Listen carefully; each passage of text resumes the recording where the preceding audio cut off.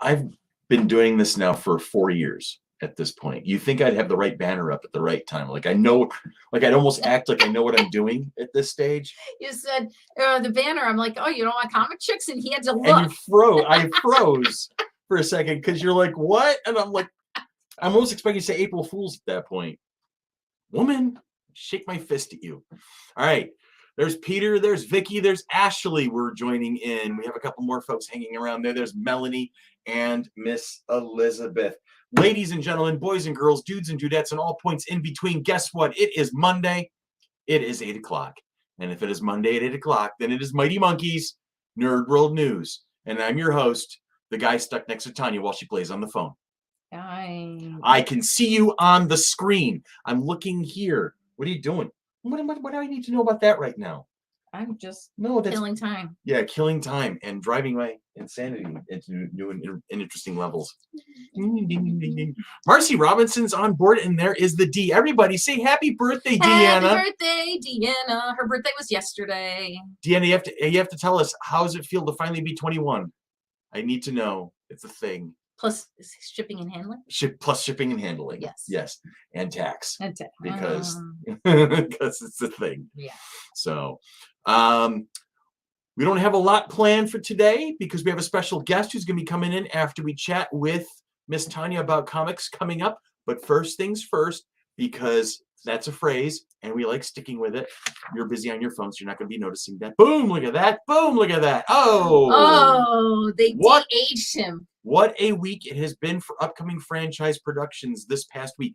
Trailers and release dates for Indiana Jones, The Mandalorian Season 3, and Guardians of the Galaxy all dropped this week like a herd of buffalo storming down the plains. I saw Michael.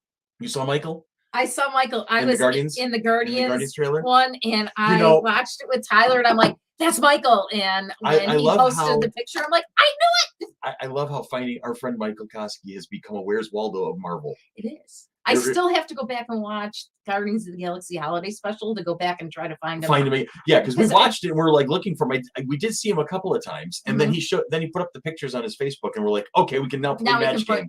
And I heard Kevin Bacon on Jimmy Fallon or Jimmy Kimmel the other night doing the song, Christmas song. It's such a fun song. It was a fun song. It is a hilariously fun song.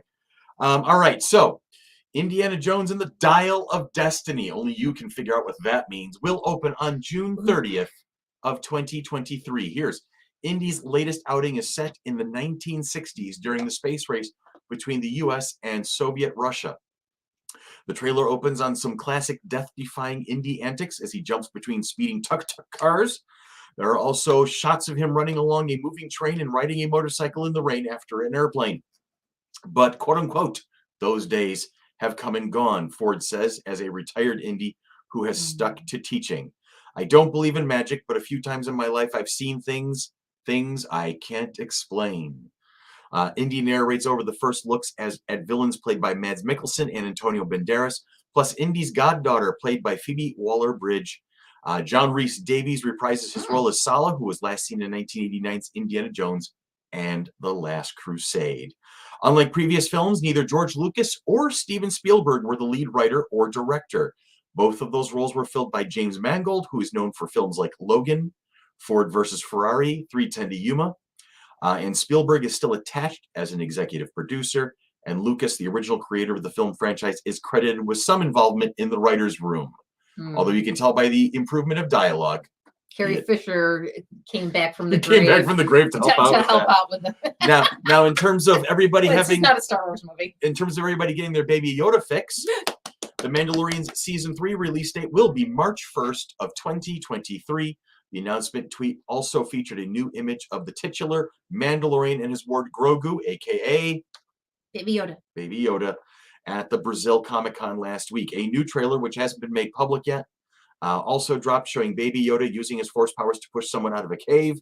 Spoiler alert, in the book of Boba Fett, the youngling chose to leave Jedi training with Luke Skywalker and return to Mando, but it seems he hasn't completely given up on the Force. Now, as we had talked about, boom, there they are.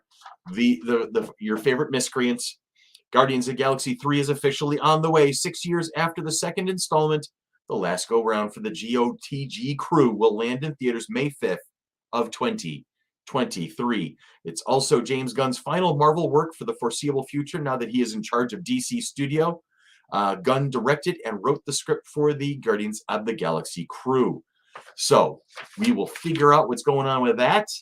As we learn things, obviously, we will share them with you. And it very well may turn out to be the fact that when we go see the movie, we'll let you know where we're going to be. And if you're in Rochester, feel free to join us. Yes. Get your own damn tickets. Yeah, Elizabeth's like, I don't work at Hallmark anymore, but there's a very cute Mandalorian ornament that this year with Din with his helmet off and Grogu. I know, I need to stop at Hallmark. And yes, Ashley, it's been 6 years already. Time flies when you're old. I've noticed. Bless me. All right, and James Gunn going out with a bang. No pun intended. Yeah, absolutely. I gotta watch the holiday special again. So, young lady, do you have anything for us for Comic Chicking this week? Well, Comic Chicking is actually Comic Chicking because we've got more boxes to open. I happen to have stopped by Anne's house on Saturday to help Jess with work after my hair appointment. And I walked into her and Jessica scanning comic books and putting them in boxes. She found 4 or 5 empty boxes by scanning and moving comics in. So everything has been moved from underneath that shelf behind the table over to the cabinet that's in there by the window. So it's almost like they're preparing for your arrival. More books. More books. More books. Making space for more boxes. More boxes. More things. Because eventually they're going to get the stuff out of the comic storage area and start rearranging stuff. But then she put up her Christmas tree, which she got the Death Star topper. Oh, nice. And in regards to that, her Death Star topper, she has Darth Vader, Han Solo and Chewie. She's got C-3PO and R2-D2 all on these little platforms that hook in to cables to the Death Star topper. Okay. And they all talk to each other. And so she's got Luke Skywalker coming. So, and then she was so proud of me yesterday. Hold on. Let me get it. Those that are Facebook friends with me probably already saw it, but it's going to be really hard to see. You're going to have a hard time to see it. Essentially, she got an idea off of a TikTok. So she has her baby Yoda. Just take them. She has her baby Yoda perched on the top of her Christmas tree with his hand out, right? And she has done some fishing line with a couple of ornaments and some stormtroopers upside down.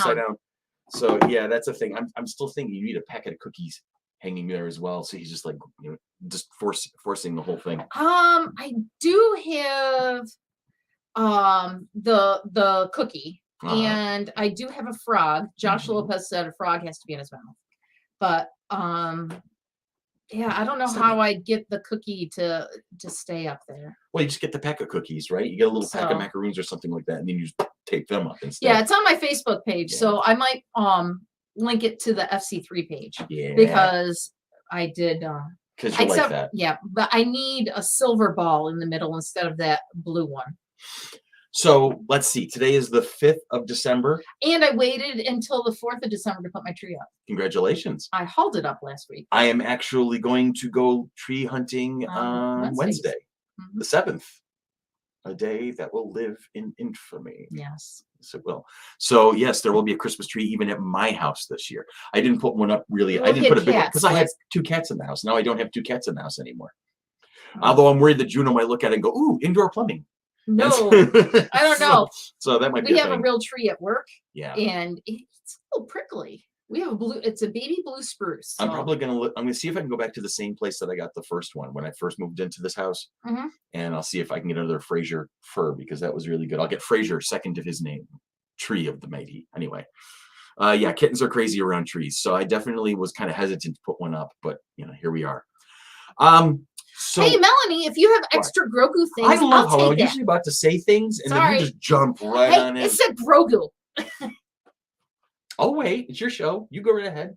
I think we're going to take a quick break or jumped into the next quick break? What do you think we are here? Oh wait, we're not podcasting. We're not. We're not podcasting. Dan, insert music here. Yeah, insert a music break here at 10:23 of the recording. Sure. You'll be okay. All right, young lady. So we have a friend with us today. He came to the latest FC3, where it was the first time we got to meet him. Kai Kaldro is on board with us. He's a film director, editor, and screenwriter, and a young studbuck to begin with. I mean, he was born in 2001, so he's just a baby. It feels so old. Anyway, born in Brooklyn, New York, he's best known for his work on rock music videos and independent but ambitious stylized action productions that artistically rebel against their budget restraints. I love that phrase. That phrase so much. Artistically rebel against their budget restraints. That is just fantastic. So I'm going to click a button here, and look at that. There he is. How you doing, Cal? Good to join you. Cal, as in Kaldro, it's my last name, but Kai is my first name. Kai. I'm sorry, Kai. No, it's great. No, I understand the correlation. That's the first part of my surname. But anyhow, okay. Sorry. Thank you so much. It's great to be here. I'm so excited to have you here. Thank you for that. For the introduction. I'm glad you took a shining to how I tried to phrase,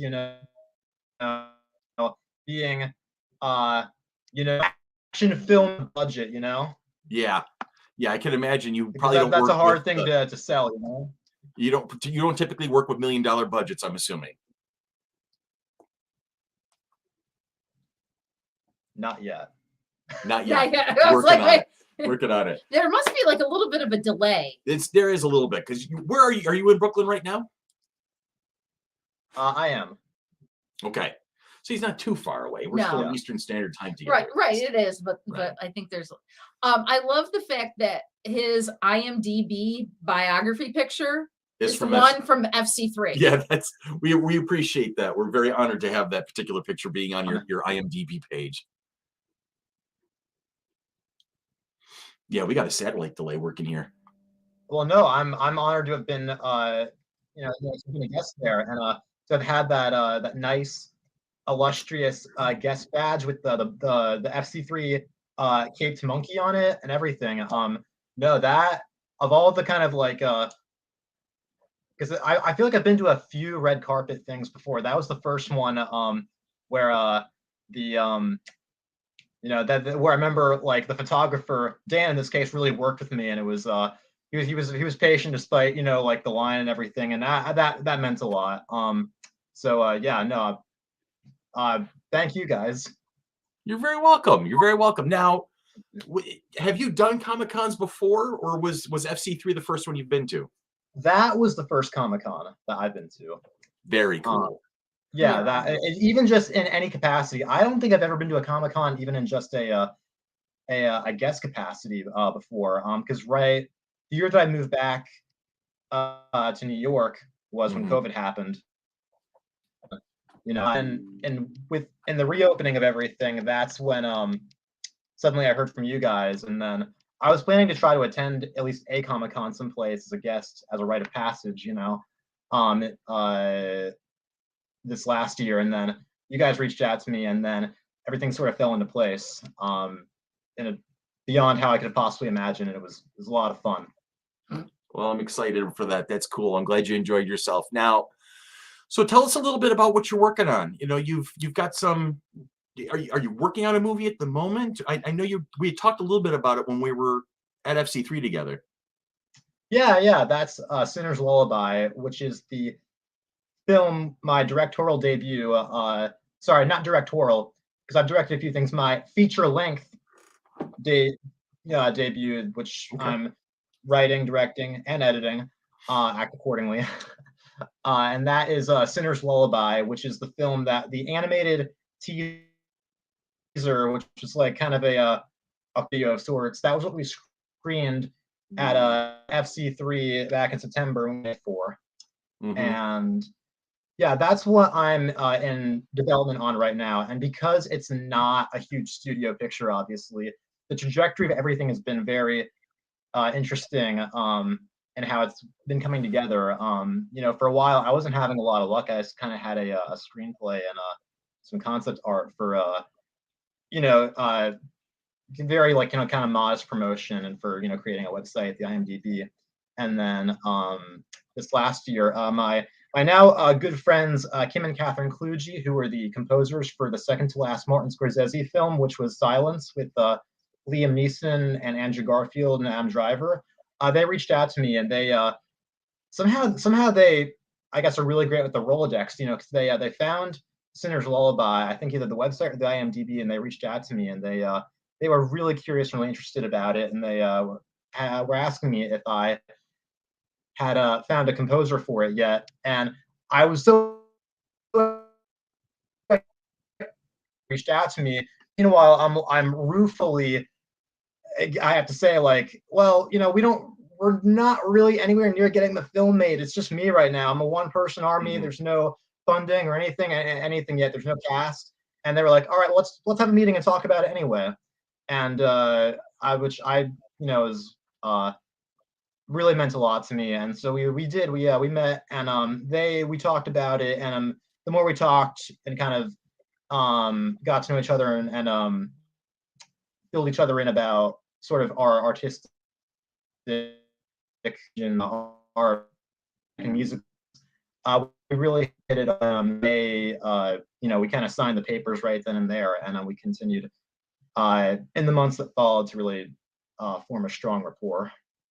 Okay, that's cool. Now I'm getting some And questions in our comment section, but not least of which we'll start off with the basic one. Tell us a little bit about Sinner's Lullaby. What's this? What's it about?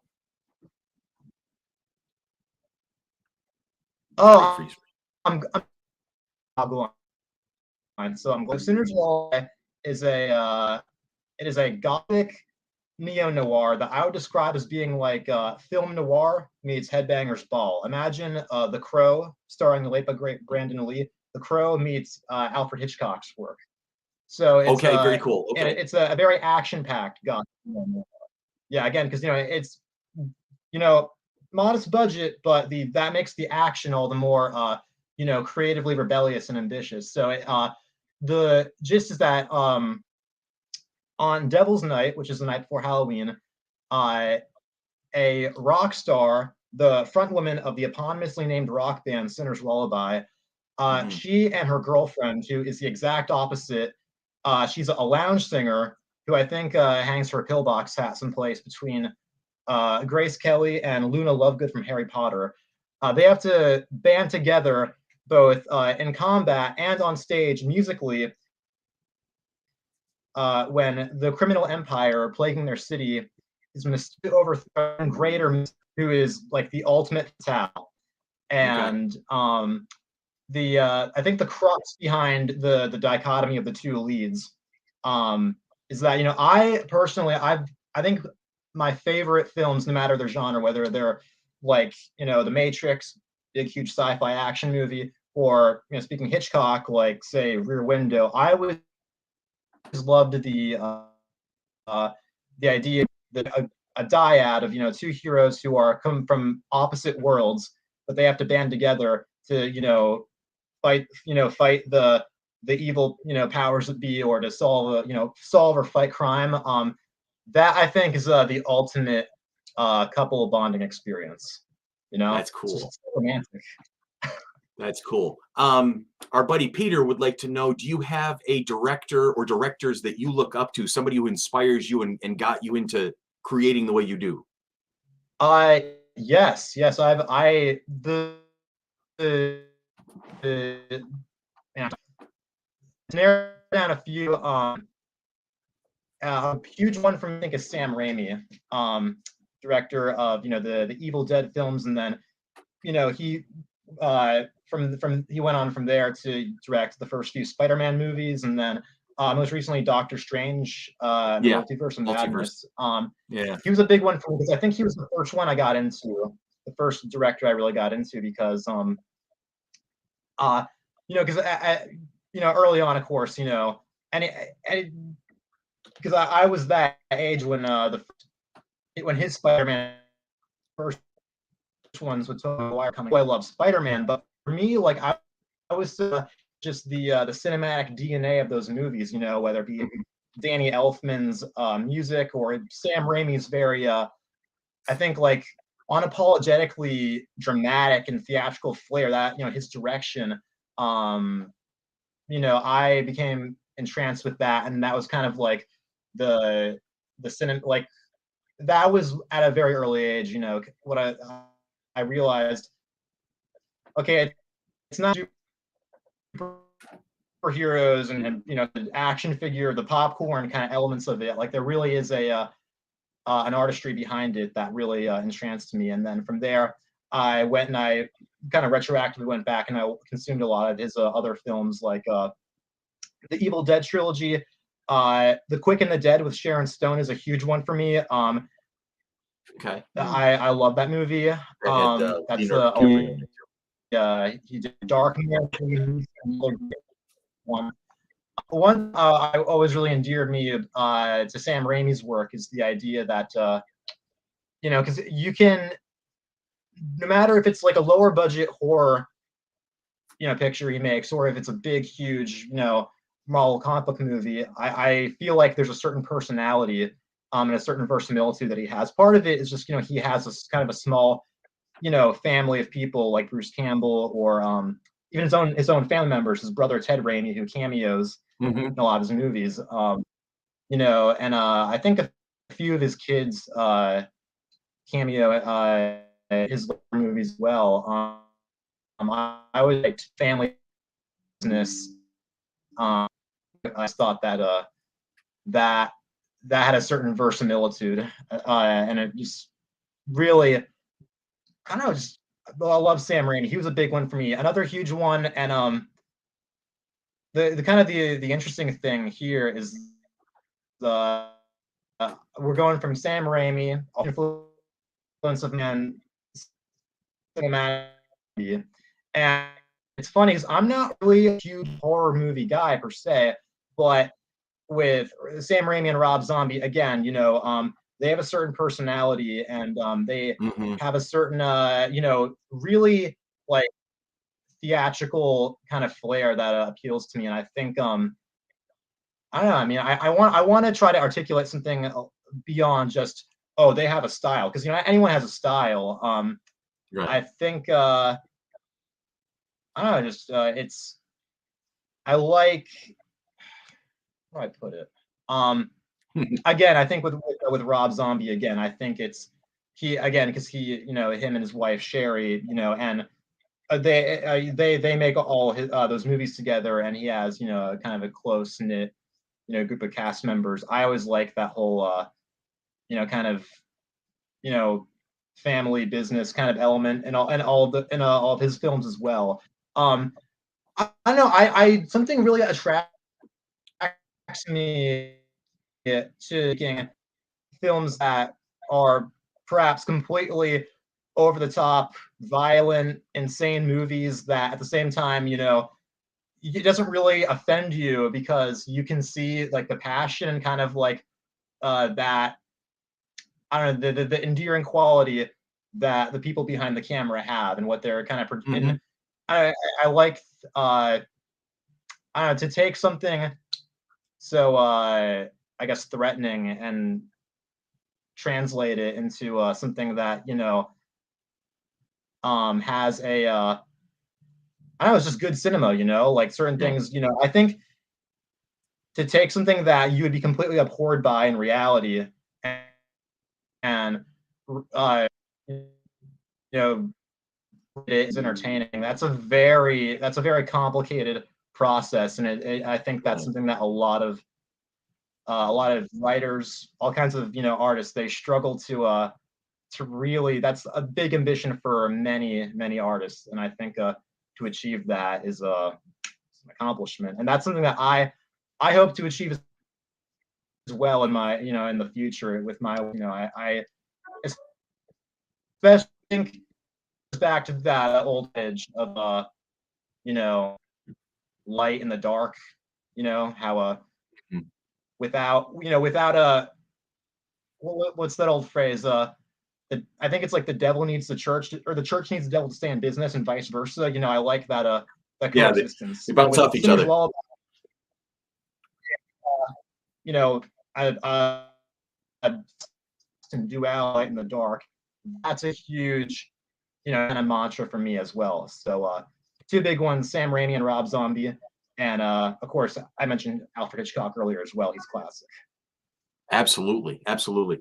I got room for a couple more questions here for the end of the broadcast. One of the guys was asking, so you brought up Rob Zombie. What did you think of his take on the Munsters? If you got a chance to see it. Oh, I loved it. I thought it was really sweet, and it was everything that I was hoping for. And yeah, I don't want to say too much for those who haven't seen it, but I thought it was really basically everything that I just endorsed about him. I thought that film was a great example of, and I'm a bit partial. When I one of the folks attached to Sinner's Lullaby in its very embryonic state is Jan Glaser, PSA, who was one of the casting directors on the Munsters. Okay, She's very very cool lady as well. so you got some connection working there, young man. I'm trying. That's awesome. A lot of it, yeah, a lot of it is kind of what's the term for it? I think basically, just the folks who who I think have the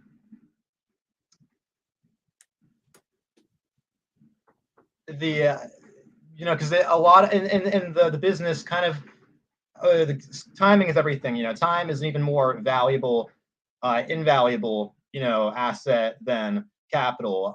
And time is kind of everything. And most of the time, usually, if you approach someone about something that has not yet been funded, or it's not something that is in the immediate present tense, they defer, or like Catherine Kluge, that was something that really meant a lot. Sort of the I guess letter of intent, that kind of agreement. And when the time comes, then I can call them up, and then we go from there. So, and that's something that is rarely afforded in this line of work. So it meant a lot, and she's Yeah. really cool lady as well. Very cool. I'm doing a little searching right now because Melanie had asked a question a while ago, and I saw this. Chris just scrolled back up of where can you see the too long on the directorial influence question. That's one thing I can tell. I talk about probably way too much. And like I think one of the big ones one of the remaining questions we had was, where can people see the screening clip that you had at FC3? Because a couple of people missed that, so they want to get a chance to see it. I found it on YouTube. You can find it on YouTube? Yeah. And it's on YouTube. There's also a version on my Instagram, which on the Instagram version, usually I'm damn opposed to the notion of rearranging widescreen clips to fit that whole the whole thing that Instagram is doing in the wake of TikTok, where everything is vertical material. Now, usually I'm damn opposed to that, but because the Sinner's Lullaby, the animated teaser was a bunch of kind of key-framed images that some of them are actually naturally vertical. I thought, well, now it's kind of like it can be like, so that it worked out very well in that case. So you have two versions. There's the Instagram version and there's the widescreen version on YouTube. Okay. Very cool. Yeah. And both of those are available. Now, do you have a deadline for when this project will be complete and ready to go? Do you have an idea of when this is going to happen? That I'm trying to figure that out every single day of my life. In the next year, within the next year, I think we'll be a little closer to principal photography, which I think may not occur until, say, this time next year or early, in 2024. I don't know. These things take time. And yeah, I think there are a few different kind of avenues we've been exploring in terms of getting the whole thing funded, whether it has to be seeking out, certain private investors or, crowdfunding, because in nature, I think it is kind of more, especially because of how it's so modestly budgeted, it is kind of leaning towards a fan rapport kind of film where it's kind of a niche thing that there's, one kind of group of people who are very passionate about. But I think in order to, I think from my understanding is in order to run a successful, crowdfunding campaign, you have to make sure, you have to, a certain amount of people before, fun. There are a bunch of politics behind it. One way or another, we're still figuring that out, but I have faith that in the next year, things will fall into place more. Because this time last year, I was trying to do, I mean, still trying to make sure, but the map in my head existed was completely different, and the funny thing is that I want to say it wasn't quite grounded in reality, and yet now that I've tried to ground it, it's actually a lot more ambitious than it used to be. So in a way, it's like in detaching myself from it, becoming more humble, the aspirations for the film and I think the ambitions and the scope behind it grew larger. So they are moving along, I feel. Wow. I'm stoked for you, man. I am. And one of our favorite cosplayers, Melanie Muses, is saying if you need help with a crowd share or setting one up, let her know, and she'll be happy to help you kind of weed your way through that particular labyrinth. And if there's anything we can ever do to help kind of get the word out for stuff, wow, let us know. We'll be happy to be a voice for you.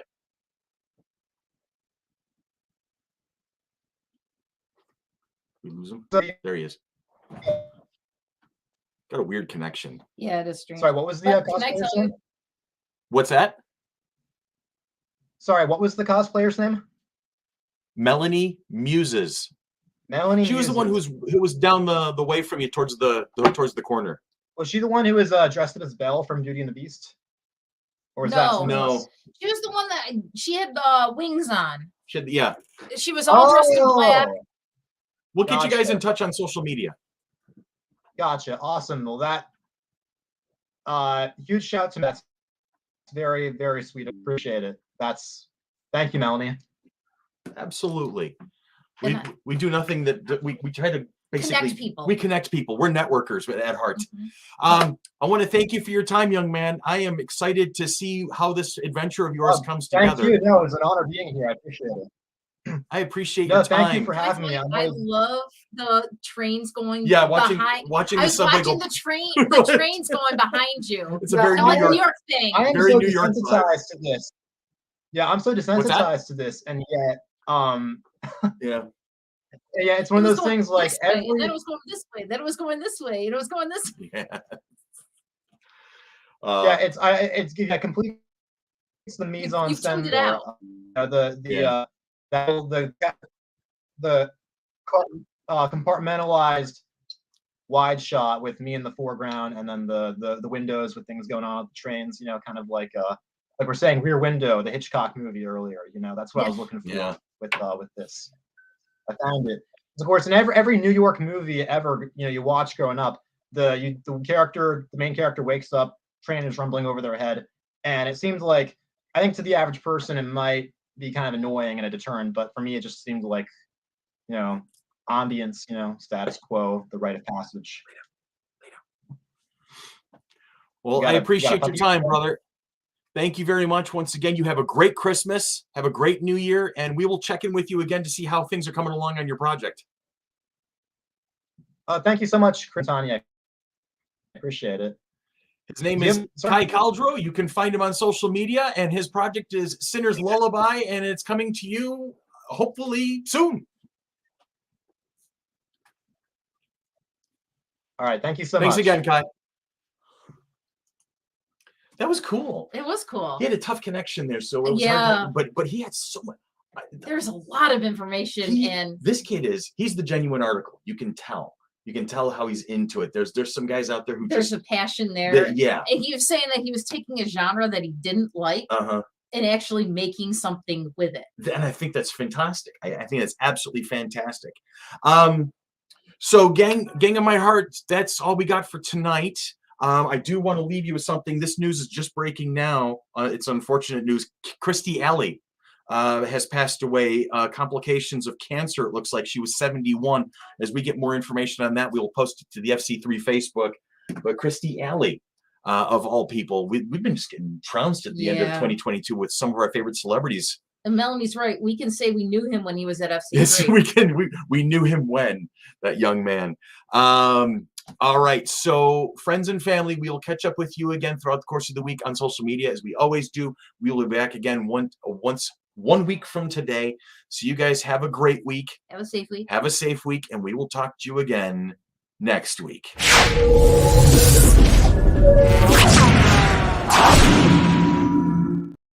I gotta go now.